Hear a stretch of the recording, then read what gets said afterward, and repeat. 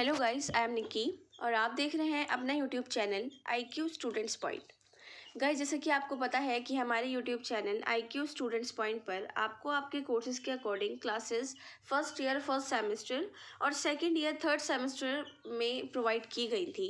हमने आपको सिलेबस बताया था, आपके बेस्ट राइटर्स बताए थे कि कौन सी बुक के लिए कौन सा राइटर बेस्ट हो सकता है, जिसमें आपको मैक्सिमम से मैक्सिमम आपका सिलेबस मिल जाए। ठीक है ना। सो आज की जो हमारी क्लास है, अब आप जानते हैं कि आप लोगों के मार्च में पेपर खत्म हो चुके हैं और अब आगे का सेमेस्टर आपको कंटिन्यू करना है।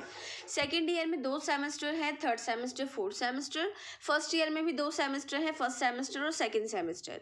सो आज की जो हमारी क्लास है वो सेकेंड ईयर फोर्थ सेमेस्टर के BA प्रोग्राम के बच्चों के लिए है, जिनके पास मेन कोर में पॉलिटिकल साइंस सब्जेक्ट है। ठीक है, आप लोगों को इस बार पॉलिटिकल साइंस दिया गया है, इंट्रोडक्शन टू इंटरनेशनल रिलेशन के नाम से, अंतर्राष्ट्रीय संबंध का परिचय। Second year fourth semester BA programme political science syllabus Hindi और इंग्लिश। हम इस वीडियो में दोनों में देखेंगे कि कौन सा सिलेबस आपको जो मतलब हिंदी के बच्चे हैं वो भी और इंग्लिश के बच्चे हैं उनको भी पता लग जाए कि हमें सिलेबस में पढ़ना क्या है और कैसे कहाँ से पढ़ना है। ठीक है, अब ये वीडियो ज़्यादा लंबी ना हो जाए, दैट्स वाई मैंने आप लोगों के लिए सिर्फ सिलेबस की वीडियो बनाई है। आप लोगों को राइटर्स मैं नेक्स्ट वीडियो में बता दूंगी। Okay, so let's start. सबसे पहली यूनिट हम पहले इंग्लिश में देखते हैं। सबसे पहली यूनिट है अप्रोचेस टू इंटरनेशनल रिलेशंस। इसको 4 पार्ट्स में डिवाइड किया गया है, क्लासिकल रियलिज्म और न्यू क्लासिकल रियलिज्म, मतलब यथार्थवाद और नव यथार्थवाद। यथार्थवाद हेंस मॉर्गनथाउ की थ्योरी है, आपको वो पढ़नी है, और नव यथार्थवाद केनेथ वॉल्ट्ज की थ्योरी है, आपको वो पढ़नी है। New liberalism, complex interdependence, Robert O Keohane and Joseph Nye. ठीक है, इनकी जो नव उदारवाद की इनकी थ्योरी है वो आपको पढ़नी है। स्ट्रक्चरल अप्रोच पढ़नी है, world system approach, structural approach, संरचनात्मक सिद्धांत जो होते हैं वो पढ़ने हैं। और विश्व व्यवस्था का क्या सिद्धांत रहा है, इमैनुअल वॉलस्टीन ने क्या दिया है। और dependency school, Andriy Gundar Frank, मतलब डिपेंडेंसी थ्योरी पढ़नी है और स्ट्रक्चरल अप्रोच पढ़नी है। और लास्ट है इसका फेमिनिस्ट पर्सपेक्टिव J.N. टिकनर का, कि फेमिनिस्ट पर्सपेक्टिव क्या दिया है J.N. टिकनर ने, वो आपको इस पूरी यूनिट में पढ़ाया जाएगा। मीन्स एक तरीके से आपको इस फर्स्ट यूनिट में सारी थ्योरीज ही पढ़ाई जाएंगी। ओके, नेक्स्ट है हमारी cold war and post cold war, शीत युद्ध और शीत युद्ध का दौर। इसको भी 3 पार्ट्स में डिवाइड किया गया है। सेकेंड वर्ल्ड वॉर और ओरिजिन्स कोल्ड वॉर आपको ये पढ़ाए जाएंगे।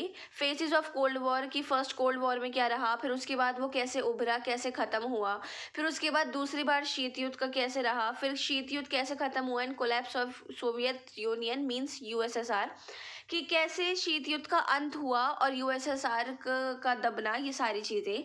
और C पॉइंट में आपको पोस्ट कोल्ड वॉर पढ़ाया जाएगा, war era and emerging centre of power, European union, China, Russia और जापान की, मतलब शीत युद्ध के बाद ये सब कैसे एक शक्ति के रूप में उभर पाए या उभर रहे थे, या इनकी क्या शक्ति का एक रहा है मोटिव, ये कैसे अपने आप को इसमें देशों में लड़ाइयों में शामिल कर सके। और ठीक है, अब नेक्स्ट है आपका C, मैं आपको पीछे बता चुकी हूँ। थर्ड यूनिट है Indian foreign policy. Indian foreign policy को भी 3 पार्ट्स में डिवाइड किया गया है। बेसिक डिटर्मिनेंट्स ऐतिहासिक है, भू राजनीतिक, पॉलिटिकल होता है। इकोनॉमिक है, डोमेस्टिक और स्ट्रेटेजिक। ठीक है, ये सारे आपको पढ़ाए जाएंगे। इंडियन पॉलिसी ऑफ नॉन एलिजमेंट पढ़ाया जाए, अलाइनमेंट पढ़ाया जाएगा।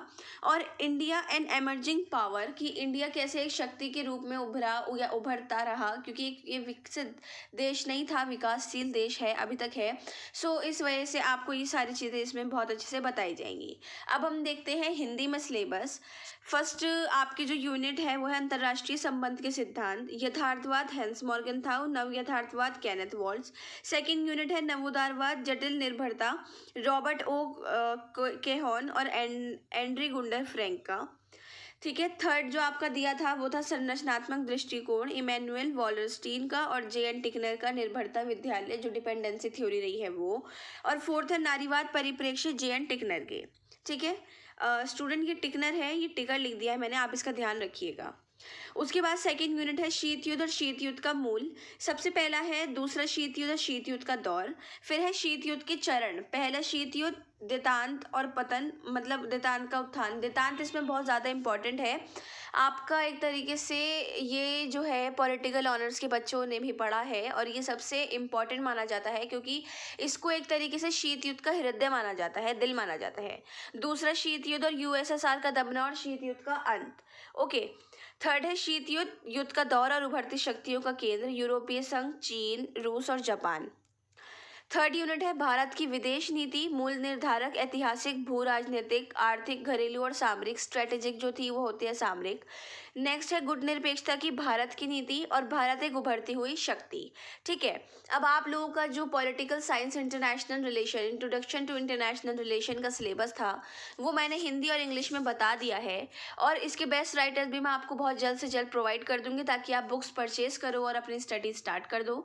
और 1-2 दिन में ही मैं आप लोगों की इसकी स्टडी भी स्टार्ट करवा दूंगी, सो कोई इशू वाली बात नहीं है। ठीक है। सो आज की क्लास और इस वीडियो को लेकर कोई क्वेश्चन हो, डाउट हो या सजेशंस हो तो आप हमसे कमेंट बॉक्स या हमारे टेलीग्राम चैनल पे पूछ सकते हैं।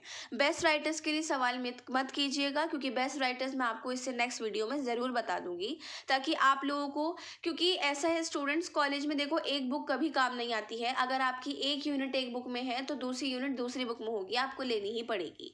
बट डोंट वरी, हम आपके साथ हैं, तो फिर कैसे डरने की बात है।